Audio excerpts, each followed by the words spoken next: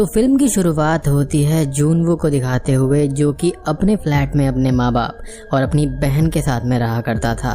वो अपना पूरा दिन अक्सर अपने दोस्तों के साथ लाइव वीडियो गेम स्ट्रीमिंग करके बिताया करता, और वो भी एक ऐसा ही दिन था, बट उसके पेरेंट्स और सिस्टर बाहर गए हुए थे। बट तभी सडनली गेम खेलते खेलते न्यूज पर एक रिपोर्ट आती है कि सियोल सिटी के अंदर गैंगबुक डोंग के पास में एक मिस्टीरियस डिजीज फैल गई है, जिससे इन्फेक्ट हुए लोग एक दूसरे को ही खा रहे हैं। गवर्नमेंट ने भी कंट्रोल खो दिया है और कोई भी रास्ता उनको नजर नहीं आ रहा। वो अपनी बालकनी से झांक कर देखता है तो वहाँ लोगों के झुंड एक दूसरे को ही मार रहे थे, खा रहे थे, जिससे वो घबरा जाता है। बेसिकली वो सब ज़ॉम्बीज में कन्वर्ट हो गए थे। अब जैसे ही वो अपने फ्लैट के अंदर आता है तो उसका पड़ोसी जबरदस्ती उसके घर के अंदर घुस आता है, जो कि उसका वॉशरूम इस्तेमाल करने को बोलता है। बट जैसे ही वो बाथरूम से बाहर आता है, जूनवू न्यूज देखता है कि इन्फेक्ट हुए लोग बस कुछ ही देर में कैनिबलिस्टिक नेचर शो करते हैं। उनकी स्किन सफेद हो जाती है और आंखें लाल, और बस तभी उसका पड़ोसी एक ज़ॉम्बी में कन्वर्ट हो जाता है।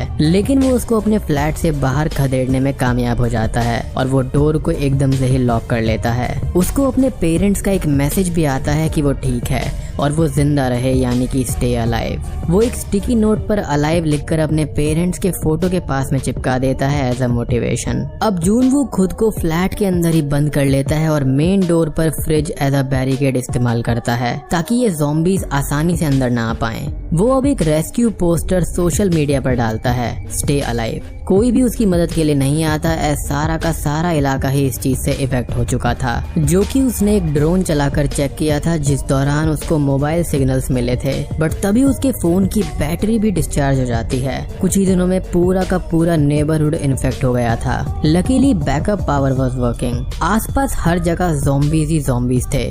अब इन ज़ॉम्बीज की एक खासियत थी कि इन्फेक्शन के चलते ये अपनी हैबिट्स को याद रखते थे, लाइक विजन, सुनने की शक्ति, मूवमेंट्स और अपना डेली रूटीन। लाइक अगर ये मॉर्निंग में ऑफिस जाते थे तो ज़ॉम्बीज बनकर भी ये ऑफिस जाया करते थे, जो कि ज़ॉम्बीज में एक नया कॉन्सेप्ट है। तो जूनवू को याद आता है कि रेडियो के जरिए वो किसी तक मैसेज पहुंचा सकता है, बट उसके घर में कोई भी वायर्ड ईयरफोन्स नहीं थे जो कि एंटीना की तरह काम कर सके। खैर, अब दिन बीतते रहते हैं और जूनवू रोज एक वीडियो रिकॉर्ड करता रहता है। धीरे धीरे जूनवू के पास पानी, खाना समेत इंटरनेट, फोन नेटवर्क्स भी नहीं बचते। वो एक पुलिस ऑफिसर्स को रात में ज़ॉम्बीज से लड़ते हुए देखता है, बट इवेंचुअली उसको भी ज़ॉम्बीज मार देते हैं। वो उन ज़ॉम्बीज का ध्यान खुद की तरफ खींचने की कोशिश करता है, बट कोई भी फायदा नहीं होता।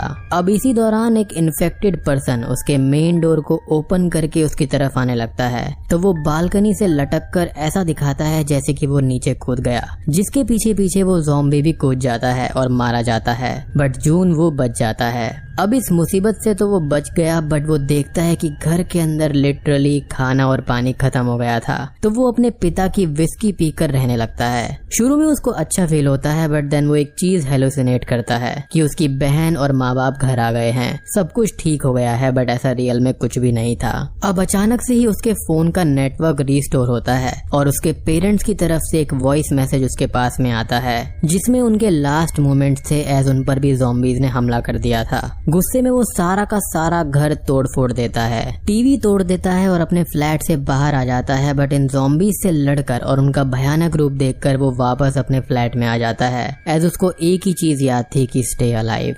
इन सब को देखते हुए अब वो एक ही चीज सोचता है कि वो ज़ॉम्बीज नहीं बनेगा। वो तंग आकर खुद को फांसी लगाने वाला था कि तभी उसके फ्लैट के अपोजिट वाली बिल्डिंग के एक फ्लैट से एक रेड लेजर बीम उसको दिखती है। वो बच जाता है और जब वो चेक करता है तो उसके अपोजिट फ्लैट में एक और सर्वाइवर थी, जिसका नाम होता है यूबिन। वो दोनों रोज सिग्नल्स के जरिए बातें किया करते थे। यूबिन ने अपने घर में एक ट्रैप भी मेन डोर पर लगाया हुआ था, जिसके अंदर एक ज़ॉम्बी फंस जाता है और यूबिन उसको मार देती है। यूबिन दिल की बहुत अच्छी थी और वो किसी को भी मारना नहीं चाहती थी, बट हालात के चलते उसको ऐसा करना पड़ता है। यूबिन को दिखता है कि जूनवू भूखा है, तो वो उसको कुछ खाना देने के लिए एक रस्सी को बॉल में बांधकर उसके अपार्टमेंट में फेंकने की कोशिश करती है, बट वो बॉल वहां तक नहीं पहुंचती और नीचे गिर जाती है। फिर जूनवू अपना ड्रोन उड़ाता है, जिससे वो रस्सी दोनों के अपार्टमेंट के बीच बांध दी जाती है और जूनवू तक खाना पहुंचाया जाता है। उसके बाद एक इन्फेक्टेड पर्सन उस बॉल को देख लेता है, जो कि एक फायर फाइटर था,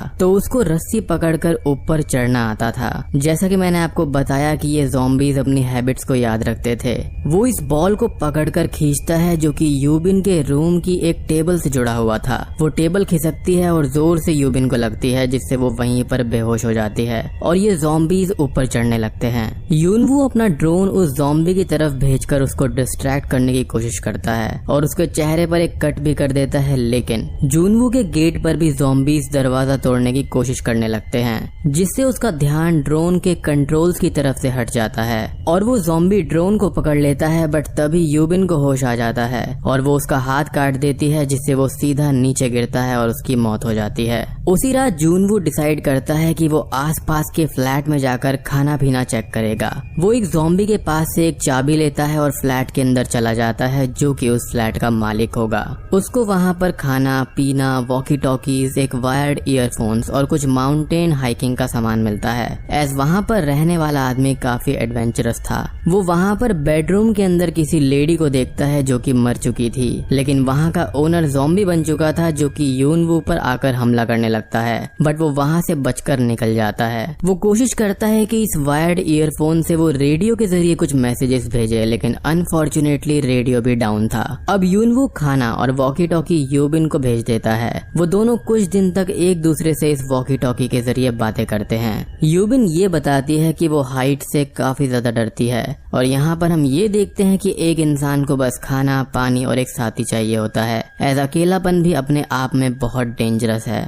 फिल्म के अंदर एक्टर्स की एक्टिंग भी काफी ज्यादा नेचुरल लगती है। खैर ये दोनों पानी पीने के लिए बाहर कंटेनर्स रखा करते थे। जब भी बारिश होती थी तो कंटेनर्स भर जाया करते। अब एक दिन अचानक से ही रात में कई सारे ज़ॉम्बीज सक्रिय होकर पूरे अपार्टमेंट में फैल जाते हैं और ऐसा फील होता है जैसे बाहर बारिश हो रही हो, बट असल में ये ज़ॉम्बीज के दौड़ने की आवाज थी। हड़बड़ी में यूबिन से कुछ चीजें गिर जाती हैं जिससे साउंड होती है और सारे के सारे ज़ॉम्बीज उसी के घर की तरफ आने लगते हैं। लेकिन तभी जूनवू यूबिन के बगल वाले अपार्टमेंट में अपने घर के लैंडलाइन से कॉल कर देता है, जिससे सारे के सारे ज़ॉम्बीज किसी दूसरे अपार्टमेंट की तरफ आकर्षित हो जाते हैं। यानी कि इन ज़ॉम्बीज की सुनने की शक्ति बहुत ही ज्यादा तेज थी। ये दोनों डिसाइड करते हैं कि अगर वो वहाँ पर रहे तो पक्का मारे जाएंगे। तो यूबिन का ये कहना था कि उसने जूनवू की बिल्डिंग के 8th फ्लोर पर किसी भी ज़ॉम्बी को नहीं देखा है, तो होपफुली वहाँ पर जाकर वो चेक कर सकते हैं फॉर फूड एंड वाटर। अब वो दोनों ही नीचे आते हैं और ज़ॉम्बीज से खतरनाक फाइट करते हैं। मूवी हमको पूरा बांध कर रखती है और एक ऐसी फील आती है कि अरे बचकर चलो, मारो ज़ॉम्बीज को, एंड यू नो वो बच्चे वाली फीलिंग जो होती है। As I was totally into the movie. खैर वो किसी तरह से बचकर लिफ्ट में एंटर करते हैं और 8th फ्लोर पर पहुंचते हैं, लेकिन तभी वहाँ पर भी ज़ॉम्बीज आ जाते हैं और वहाँ पर एक फ्लैट से कोई व्यक्ति आता है जो कि उनको बचा लेता है। वो उनको पानी और खाना ऑफर करता है। यूबिन शुरुआत में थोड़ी सी स्केप्टिकल थी, लेकिन इवेंचुअली वो भी पानी और खाना खा पी लेती है। बट वो आदमी उनको धोखा देता है और उस खाने और पानी में उसने बेहोशी की दवा मिला रखी थी और उनके बेहोश होने के बाद वो उन दोनों को बांध देता है। असल में ये व्यक्ति अपनी बीवी के खाने के लिए यूबिन को ले जा रहा था। उसकी बीवी ज़ॉम्बी बनी हुई थी। वो यूबिन को अपनी वाइफ के रूम में फेंक देता है, बट तभी जूनवू एक गन लेकर उस आदमी को डराता है, बट वो उसकी नहीं सुनता। यूबिन यहाँ पर चालाकी करती है और एक कपड़े को उसकी वाइफ के मुंह पर बांधकर सीधा उसी आदमी पर छोड़ देती है और वो औरत अपने ही पति को काट लेती है। मजबूरी में उन दोनों को शूट करना पड़ता है, जिससे गोलियों की आवाज सुनकर ज़ॉम्बीज वहाँ पर आने लगते हैं, जिसके चलते यूबिन खुद को गोली मारने की रिक्वेस्ट करती है। बट तभी उन दोनों को हेलीकॉप्टर्स दिखाई देते हैं। वो दोनों ही किसी तरह से ज़ॉम्बीज से लड़ाई करते हुए टेरेस पर पहुँचते हैं, बट वहाँ पर कोई भी हेलीकॉप्टर नहीं दिखता। वो बची कुची गन की बुलेट से कुछ ज़ॉम्बीज को शूट करते हैं और बस ऊपर वाले को याद करते हैं कि कोई चमत्कार हो जाए। अब अचानक से ही वहाँ पर हेलीकॉप्टर्स आ जाते हैं। ज़ॉम्बीज को शूट करके उन दोनों को ही बचा लिया जाता है और धीरे धीरे शहर का कम्युनिकेशन शुरू हो जाता है और उसके दोस्तों के मैसेजेस यूनवू के पास आने लगते हैं, जिससे वो थोड़ा सा खुश हो जाता है। फिल्म यहीं पर खत्म हो जाती है।